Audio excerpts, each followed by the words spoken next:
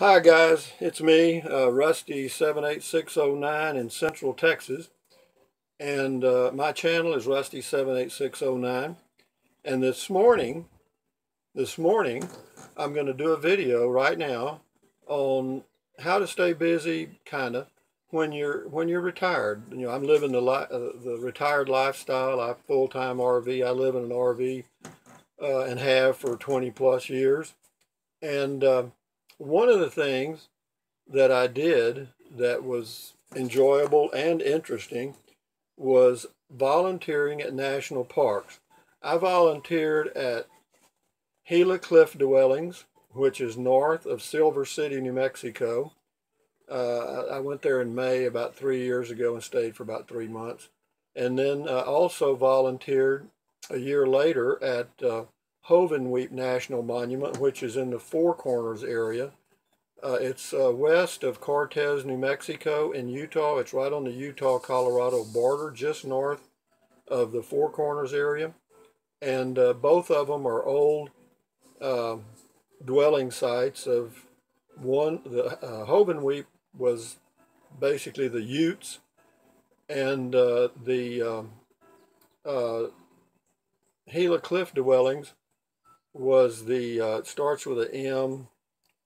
They call them the Mogollons or Muggillons, Mogollon or Mogollon. They got that Mogollon is the name of a Spanish governor that was there in the 1700s, and he named the mountain range northeast or north of Silver City after himself. How wonderful and smart. That's never happened before, has it? But anyway, he named it after him, the Mogollon or Mogollon. I always say Mogollon, so I will from now on. And so the people that lived in the cliff dwellings there, it's a miniature Mesa Verde. The people that lived there were called the Mogollon for me. And while I was there, they gave me this lovely hat. And it says on the front of it, Gila Cliff Dwellings. Okay? Isn't that neat? And it's kind of a one-size-fits-all. Hello, this is Rust. Anyway, yeah, I was what they call an interpretive ranger. And an interpretive ranger is basically a tour guide. You just interpret what the visitors are observing. And it's really interesting. The tours lasted about an hour. The other things that the volunteers did there was every morning you'd go to the headquarters, which was about a quarter of a mile from the dorm where I stayed. And also there's housing for couples, a few houses, not many. And then they have some RV spots about 10 miles away, maybe less, for those couples that are in RVs. And for the singles, me, I didn't pull my RV out there. I just stayed in the dormitory, so to speak. And you don't share a room. You have your own private room. You don't have a private bath. You share a bath. I did with one other person, which was okay. They're all good folks. I mean, they're age anywhere from 25 to 70. I mean, everywhere in between.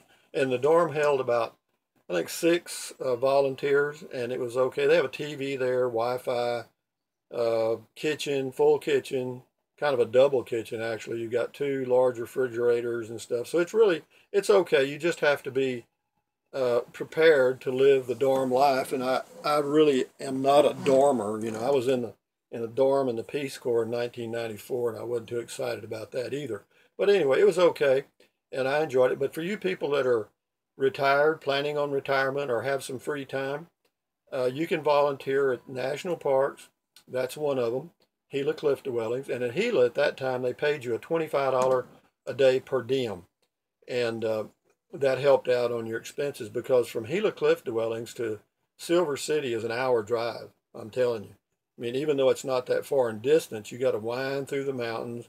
And there's 2 different ways to go. One is directly through the mountains to Silver City. The other is to cut off and go through some little towns off to the east. And that's the way I went, because it was about the same time, but you didn't have to worry about a tree that had fallen across the road, and then you'd have to turn around and come back if you went directly through the forest. So anyway, that's the Gila cliff dwellings. And would I recommend it? Sure, I enjoyed it. They're good people. All the people that work at, what was your daily routine? Daily routine consisted of getting up in the mornings, going to the headquarters. They'd have a little meeting, last anywhere from 5 to 15 minutes, not much. Anybody had questions, they'd get them answered. How many volunteers were there? Probably 10, roughly, or less. Maybe 6 to 10, varies. And after that, then you'd go get, a couple of people would go get in this little like golf cart looking unit and go get a water and the potable water there. You'd fill up a water jug or water can, whatever, the little, like they take out on job sites. And they always put little chemicals in it because it wasn't all that potable, so to speak. I don't think any of the tourists that drank it knew it. I always I bought water in Silver City by the gallon and left it in my room. And then when I would go to do my day thing, I would take water with me, and then at lunchtime I would refill it. And so I always had my own potable water, which is good. But anyway, after the meeting, you got the water, or somebody did, not always the same people, it rotated, and everybody would go down to the entrance to the dwelling, and the entrance to the dwelling had a little building there, and it had a place where the people signed in. It was all outdoors. There was a building there where you could go inside, had a little museum. And then there was a bridge across the Gila River, and the Gila River is a very beautiful, crystal clear mountain stream. And so you were right next to that. And all these things rotated, but the jobs consisted of cleaning the restrooms, there were 3 of them, which took about 10 minutes, and 2 people each day would, one would sweep them out, and the other one would put in toilet paper and some deodorant and stuff. And it really went quick, nothing to it, no mess, no nothing, no problem. And then there was always 2 people that remained at the entrance to the dwellings, and then a couple of people would go up to the dwellings that were going to be the guides for that day. And again, it rotated. Some days you were a guide, and some days you just stayed at the entrance. And by the time you got to the entrance, it was right about 9 o'clock. And you didn't have to stand on your feet. There was a place. I sat on. There was a railed fence, a wood rail fence. I just sat there on the rail, and then you got a good hour for lunch. Not much to it. You just greeted the people, let them, showed them how to sign in, because it's there's a charge if you're under age 62. If you're over age 62, you just fill out this little envelope and drop it in. So the people that were there at the entrance, we did virtually nothing. And of course, we kept count of how many people came to the site that day, and we kept a record of that, turned it in at the end of the day. And that was it. About 4 o'clock, 5 o'clock, that was the end of the day. You went back to the dorm, and whatever you had to do, you did for the rest of the day. Of course, you had Wi-Fi. There was a little miniature library there. You could pick up some books to read. They weren't all that great, but anyway, that's kind of the Gila summary. And then as far as Hovenweep is a national monument, I've said, right on the Utah Colorado border. And it's neither one of these sites, Gila Cliff Dwellings or Hovenweep, they don't attract a lot of tourists. And that's why I went there, because I didn't want to be busy. Now, if you want to be busy, go to Yosemite or Mesa Verde. You'll be busy. You'll be too damn busy. But anyway, so I went to Hovenweep, and they actually have a house. I mean, it's a duplex, and I stayed in one side. It was just me. Sometimes they have 2 people there, and each room, each bedroom had its own bath. So the only thing you had to share, if there was another person in that house or in that duplex with you, was the kitchen, which was no problem. But anyway, I was there for 3 months approximately, and there was never anybody. There was just me in this beautiful home with a beautiful view. I loved it. It was great. And you could drink the water. They did have Wi-Fi. It was a little weak, but not bad. And what else? Your daily routine there consisted of each morning you would get up, and on certain days, you worked inside, and certain days you worked inside, and and you know, took the money from the people, worked the cash register, sold books and miscellaneous crap. And there was another room behind the cash register, a separate room where they showed a movie about Hovenweep and, you know, the history of the site. And it's just it's a little canyon that is rimmed with sites where the Utes lived in the basically the 1300s, late 1300s, 1400s. And then after that, because of a drought, they all migrated around and formed into different tribes: Navajo, Utes, Zunis. You know, that's where the Mogollons went. They were absorbed, they think, by the Zunis, which is south of Gallup, New Mexico. But anyway, your daily routine at Hovenweep, if you were working inside, you would go in the mornings, just walk down to the office or the headquarters. And one of the things you do, you put, of course, you opened up, you put the flag up, opened the registers, put the cash drawer in. You took the temperature and logged it in. You checked for any rainfall, which there was never any. It's a real high desert area. Elevation there is about, I'm going to say 5,000, 5,200 feet. Gila cliff dwellings is about 6,500.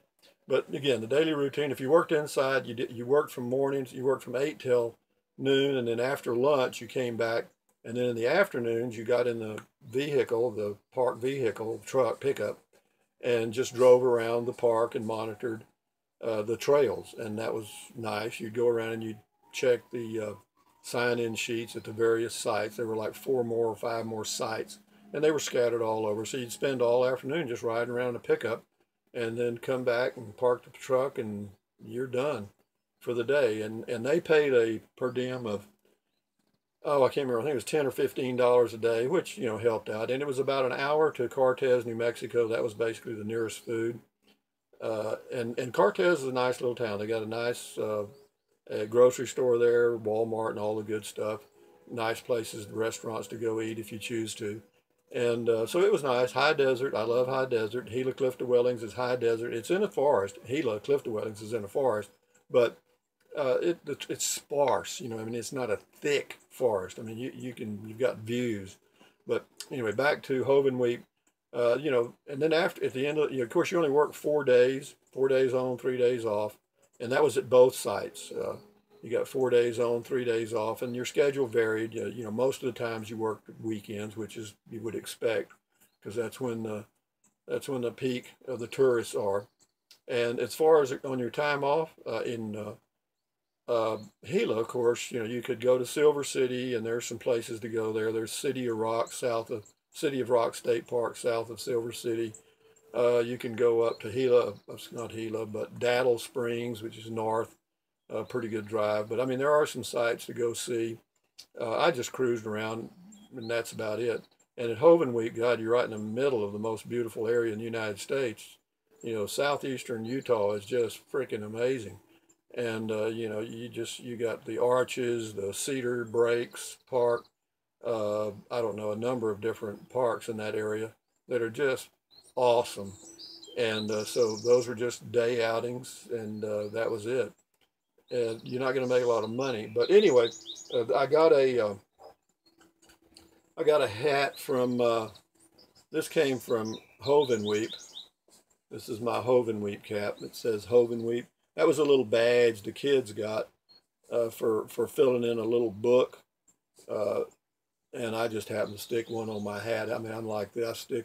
That sticker looks like I'm a park police or something, but it says Smoky Fire Patrol.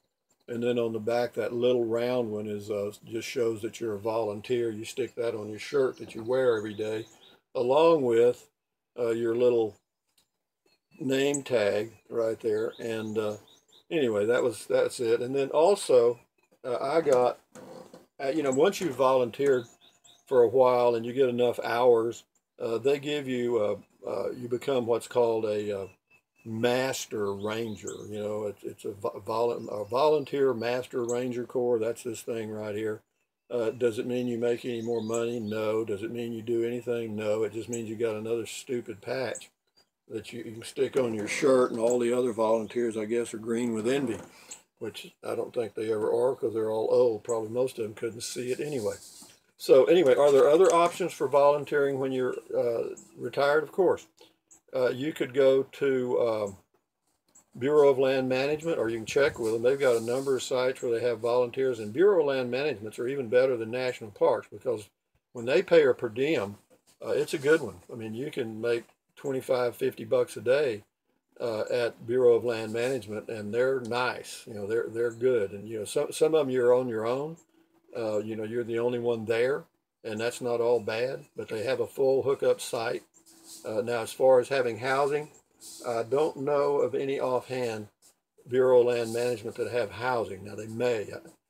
There was one I found that did, but they only want couples. It has to be a man and a wife, because one person will work inside running the register, the other person works outside, I don't know, mowing or whatever. You can also go to Corps of Engineers. Those are nice and do volunteer work. I think most of the time they require couples. I don't know that I could go in as a single and do much. But anyway, there are options out there for volunteering, and bear that in mind when you retire or get close, because it's a way. It's if you wanted to, for those that full-time RV and want to travel to the United States for basically free, you could do it. You could be a volunteer. And in fact, some of the people I met that were volunteers were going, when they left, they would stay in the summer at Hovenweep or Gila Cliff Dwellings and some of the others in central and northern New Mexico where it's cool. And then winter, they would head south. They would go down to Florida, Mississippi, Alabama, and work at parks there, and just make a loop year round. And then every now and then they'd take off a few months and go do their own thing. But they were living without having to pay any rent. Electricity was free. And so that's one way to skin a cat. I mean, I don't think you can live any cheaper than I do, because everything I've got's paid for, and I pay taxes on my lots, and that's it. That's my big expense, but housing is done. So anyway, if you have a comment or a question about volunteering at national parks or any of these things, leave a comment. What I'll do is I'll do a video about your comment, because if you have a question or a comment about these things, and it probably means other people might have the same comment or question. So enjoy. Again, this is Rusty 789-78609 in Central Texas. My channel is Rusty 78609. That's it. I live in Central Texas. I have full-time RV. I also go camping in a Prius. I have a travel trailer. When I get ready to pull it, I just swap out with my son and use his truck, and boom, I'm gone. I did drag our trailers all over the United States, but I've gotten to be 70 years old, and I don't like to fool with that. But anyway, again, also a thumbs up to you guys, and if you want to get these on a regular basis, subscribe. I mean, they're going to be all different things, a variety. If you're not interested, just don't watch it.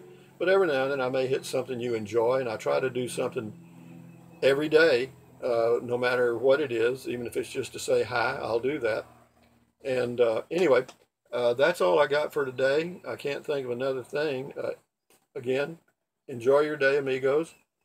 Adios. And if you volunteer or you want information, leave me a comment. Thanks, you guys. Adios.